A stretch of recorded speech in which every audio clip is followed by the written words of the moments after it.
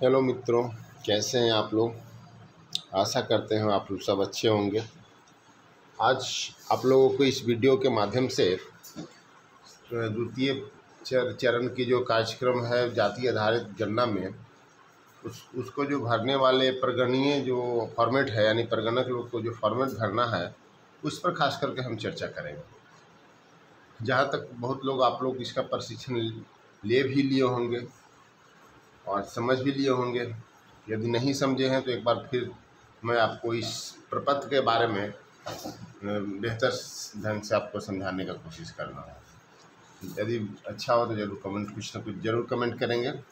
देखिए, ये जो फॉर्मेट है, हमको सबसे पहले फिजिकली इस फॉर्मेट को फिलअप करना है हर एक परिवार के में जाकर करके, और इसी फॉर्मेट का डाटा फिर हम लोग को मोबाइल में जो आपको ऐप मिला हुआ है उससे स्कैन करके इसको अपलोड करना होता है।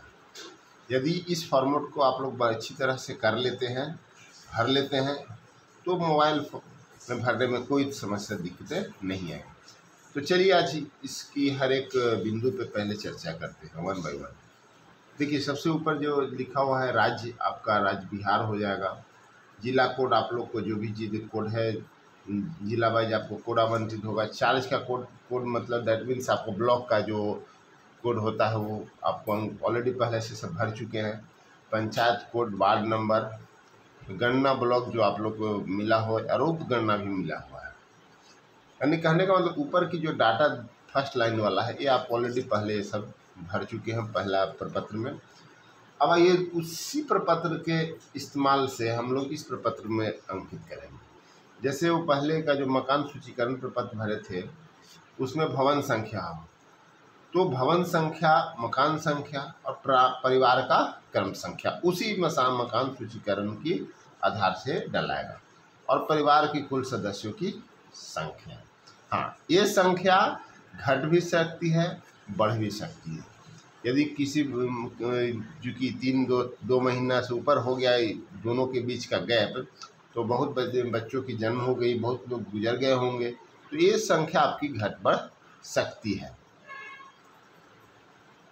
और देखिए उसके बाद जो थर्ड रो में है, जिस मोहल्ला गांव में आप विजिट कर रहे हैं, वर्क कर रहे हैं, जहाँ का सूचीकरण बना रहे हैं उसका गांव का नाम और एटलीस्ट पता डाल देंगे। पिन कोड आपके पास रहेगा ही उनका।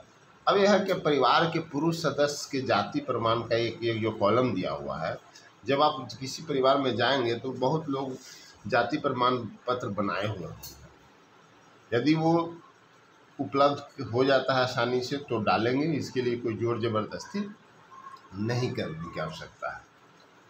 उसके बाद आइए उसी प्रकार राशन कार्ड भी निर्गत यदि होगा, यदि देते हैं तो आसानी से उपलब्ध है तो आप उसकी संख्या डाल लें। हाँ, ध्यान रखेंगे जो राशन कार्ड का संख्या डालना है तो जो 6, 7 या 10 डिजिट का होगा उसको पीछे से हम भरना शुरू करेंगे, और आगे जितना खाली रहेगा उसमें 0000 डाल अंकित कर देंगे। तो एक ये बेसिक फॉर्मेट का बात आ गया। अब आते हैं हम लोग नीचे का जो 15 सदस्यों का एक पेज में आपको डालना होती है।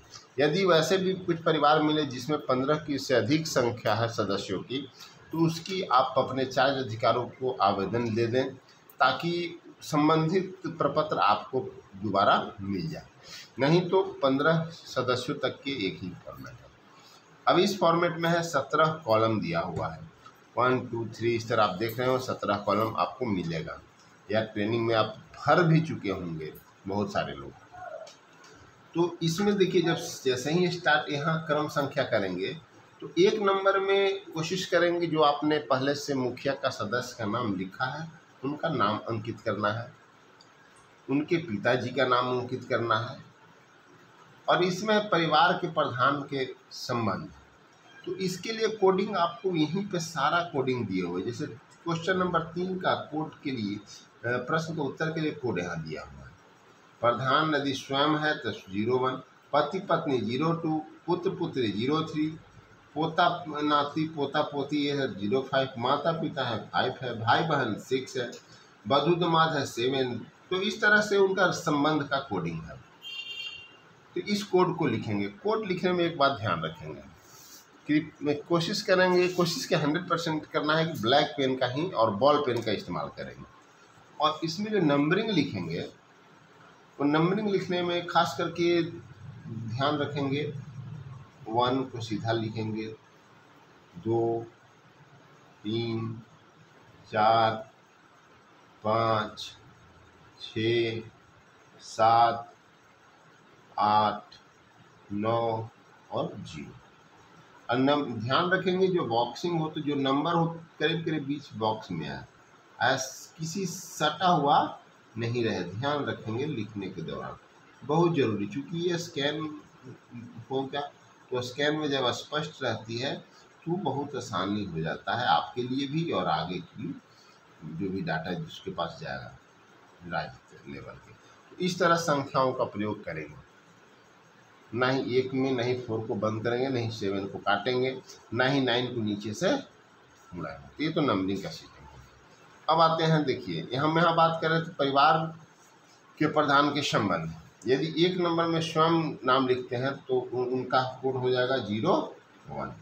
आयु संबंधित 3 डिजिट दिया हुआ है आपको, क्योंकि कुछ ऐसे भी जो 100+ भी मिलेंगे, इसलिए यदि 100 के नीचे है तो 0 जो भी उम्र है उनकी उम्र लिखेंगे। लिंग के लिए देखिए क्वेश्चन नंबर 5 का यहाँ कोडिंग दिया हुआ है, मेल फीमेल है, अन्य है, तो उस हिसाब से 0 1 2 3 डालेंगे।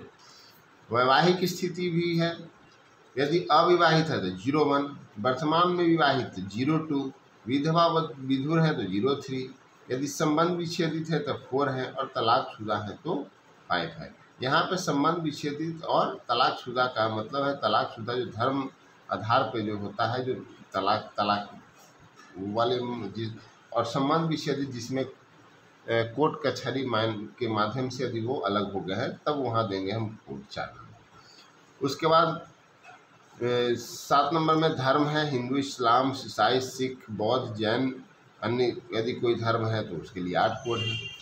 अब यहाँ पे जाति का नाम एवं कोड, आप लोगों को इस तरह का एक कोड मिलेगा या मिल भी गया होगा, जिसमें विभिन्न जातियों का वर्णन है। इसमें 215 का लिस्टिंग किया गया है, 215 जातियों का अंकित किया गया है, जिसमें 215वां अन्य है, जो इस लिस्ट से आपको नहीं मिलेंगे उसके लिए। तो बहुत आसान से है, आप आसानी से आप इसमें जाति का नाम लिख देंगे।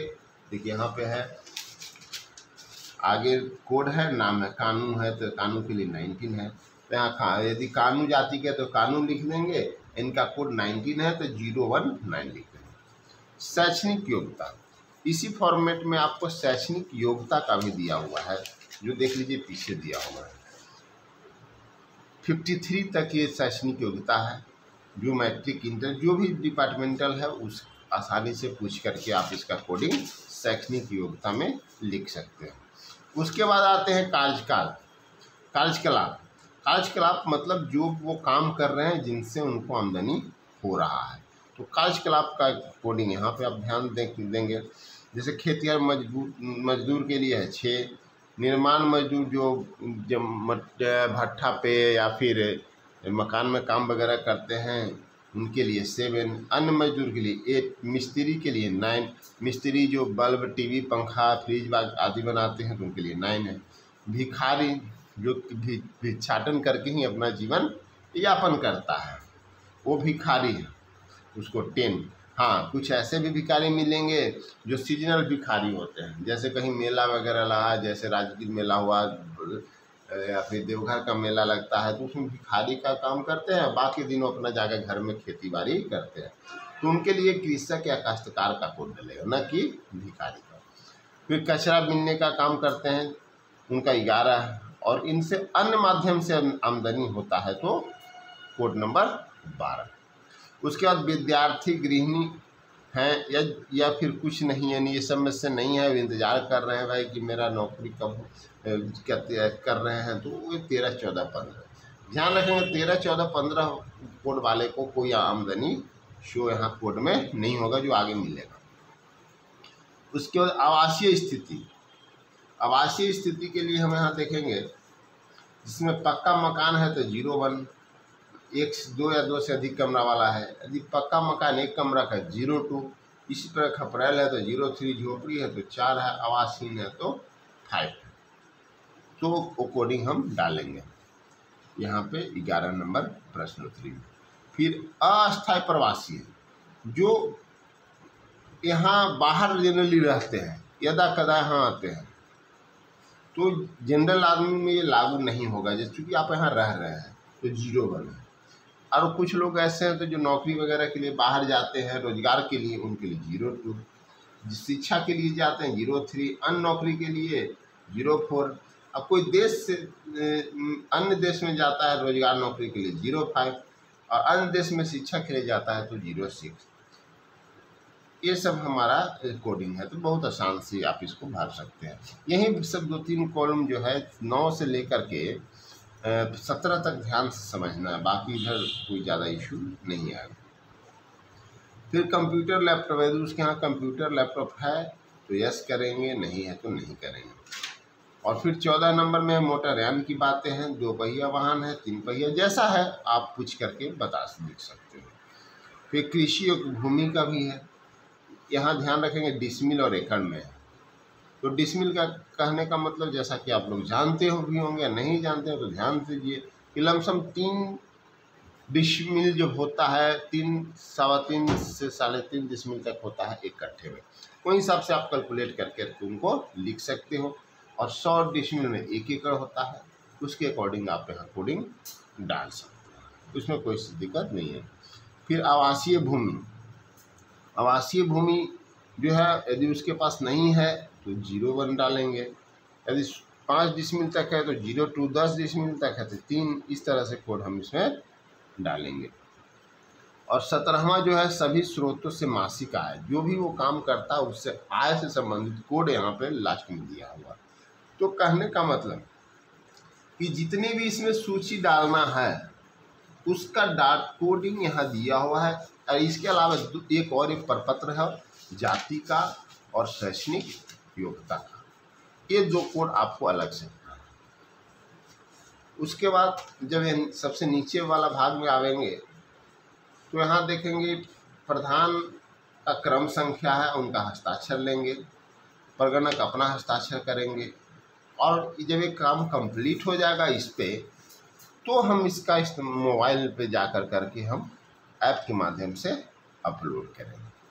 और जैसे अपलोड हो जाएगा उसके बाद ये जो फॉर्मेट है प्रगणक लोग महोदय भाई बंधु जाकर के अपने सुपरवाइजर को ये सुपुर्द कर देंगे, और सुपरवाइजर साहब इसको फिर से मिलान करेंगे, उनके ऐप में भी डाटा ऑटोमेटिक आ जाएगा सिंक्रोनाइज होकर करके। सही है तो फिर हम उसे अपने चार्ज अधिकारी को रिपोर्ट कर देंगे। इस तरह से फॉर्मेट भरने का काम हमारा 2य चरण में होगा। कुछ प्रारंभ में थोड़ा आएगी कि कौन सा क्या कैसे करें, लेकिन वो भी सब समस्या जब करते जाइएगा इस कोड को समझ लीजिए बढ़िया से, 1 नहीं 2 बार वीडियो देख लीजिए जो बताया गया है, और आसानी से आप भर लें। और यही काम आपका है, और इससे आशा करते हैं आप लोग इसको अच्छी तरह कर लेंगे। और आप लोग कितने लोग, क्योंकि 15 से सब स्टार्टिंग है, 15 तारीख से तो हम लोग एक्टिव होकर के काम करेंगे। और इसी के साथ फिलहाल इस वीडियो को समापन करते हैं। धन्यवाद आप लोग को वीडियो देखने के लिए।